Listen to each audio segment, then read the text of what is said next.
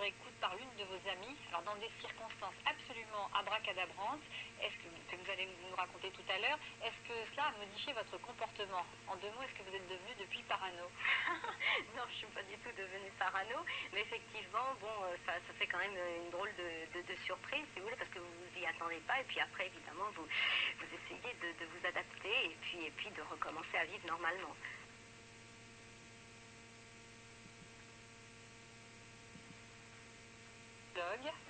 Ayant eu une histoire insensée avec l'une de vos amies, vous écrivez, mais c'est une histoire que vous n'avez toujours pas racontée, ça fera peut-être partie de l'un d'une autobiographie, oui, que je suis en train d'écrire. Ça s'est passé en 89, hein, oui, pour résumer. En 89, vous vous rendiez à des rendez-vous qui étaient mystérieusement annulés. Oui.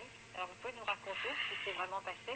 Oui, c'est-à-dire qu'en fait, effectivement, j'étais en promotion pour différents ouvrages et il y avait des séries de contretemps qui ne s'expliquaient pas, à savoir que je devais aller en province, par exemple, à des rendez-vous qui étaient annulés systématiquement quand j'arrivais. Donc c'était effectivement, au départ, j'ai cru que c'était l'attaché de presse qui faisait mal son travail et il y a eu quelques histoires, mais enfin, bon, c'était surtout très répétitif. Bon. Et en fait, c'était effectivement quelqu'un qui avait des informations de première main et qui les avait par des écoutes téléphoniques qui ont été posées donc illégalement. Chez vous, c'est des écoutes sauvages, chez moi, voilà.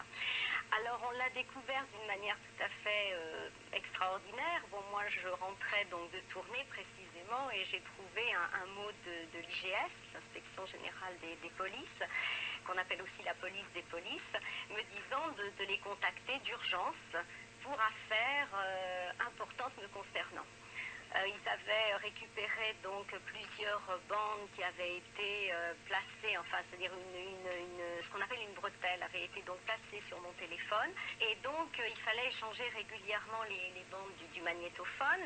Un policier paraît-il s'en chargeait, d'où l'IGS, parce que sinon on ne comprend pas. Et oui, un policier qui apparemment faisait ça pour arrondir ses fins de mois. Je les vois tous, excusez-moi, alors ils font tous la même. Non mais attendez, je suis obligée d'expliquer parce qu'on ne comprend pas ce que l'IGS vient faire là-dedans.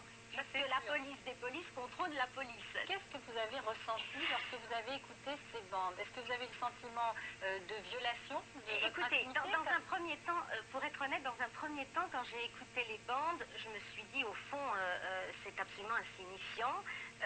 Et donc, j'ai ressenti après coup vraiment de la colère. Mais pas franchement le sentiment de violation de vie privée dans ce que vous dites. C'est plus étonnement, plus je suis pris dans quelque chose qui me dépasse. Oui. Et plus le fait d'avoir quand même été observé à mon détriment quand même, parce que il y a quand même, on rentre quand même chez vous, alors que vous ne vous y attendez pas forcément. Donc ça c'est quand même assez troublant. Alors, comment mais vous avez... je n'ai pas plongé dans la paranoïa. Mais comment vous avez réagi lorsque vous avez appris que que le commanditaire était l'une de vos amies, votre meilleure amie? Ah non, pas ma meilleure amie, une de mes amies, mais enfin bon, j'ai réagi, effectivement, j'ai été étonnée, si vous voulez, par la nature humaine. Bon, d'abord, dans un premier temps, parce que je m'y attendais pas. Quel en est le but? Parce que quel en est le but, à l'origine, comme c'était pour annuler, effectivement, j'étais en promotion, pour annuler tout ce que je faisais, donc c'était le seul but qu'on a trouvé, c'est finalement la jalousie. Donc moi, je voulais savoir, mais je ne voulais plus lui adresser la parole. Oui, je ne voulais plus lui adresser la parole, donc j'ai demandé à l'inspecteur qui l'a auditionné la véritable raison, et j'ai été voir également le juge d'instruction pour connaître la raison, puisqu'elle a été interrogée, bien évidemment.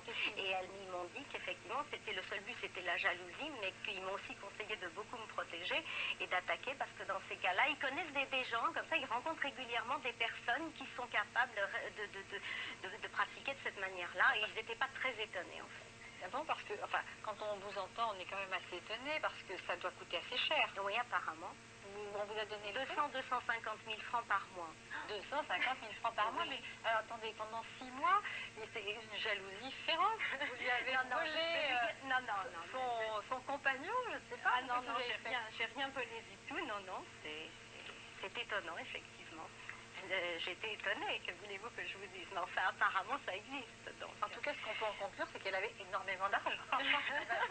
Ça laisse ce rêveur notre détective Je ne privé, sais pas, parce c'est qu'il une doit bonne connaître, à mon avis, il doit avoir des cas comme Oui, rencontrer. je vais lui demander, mais je voudrais savoir qu'est-ce qui est eu comme, finalement comme sanction quand cette personne, donc votre amie, alors, a il y a deux possibilités dans ces cas-là. Bon, il est évident que la société a été incriminée, condamnée, bon, les gens ont été inculpés quelques mois plus tard. Donc, dans ces cas-là, je crois que la peine est une peine de prison avec sursis, donc une amende. Et moi, individuellement, j'avais la possibilité de porter plainte. Contre elle. Contre elle, c'est-à-dire chaque personne qui avait été mise sur écoute avait la possibilité de porter plainte contre le client. Et vous l'avez fait? Non, je n'ai pas porté plainte. C'est très mystérieux comme histoire. On en sort. Non, Finalement, on n'aura pas vraiment. Vous n'avez pas porté pas du plainte. tout Je crois que vous ne dites pas tout. Parce que Il y a un mystère. D'avoir un métier, c'est Indiana Jones. Oui, c'est vrai, égyptologue. Alors égyptologue, elle n'est quand même pas épicière. non, je n'ai pas porté plainte. Je vais vous dire pourquoi. Parce que j'ai trouvé que c'était une histoire tout à fait crapuleuse, minable, et que j'avais pas du tout envie de perdre mon temps avec toute cette histoire. J'avais d'autres choses à faire et des voyages à ce moment-là, et voilà. Laurent.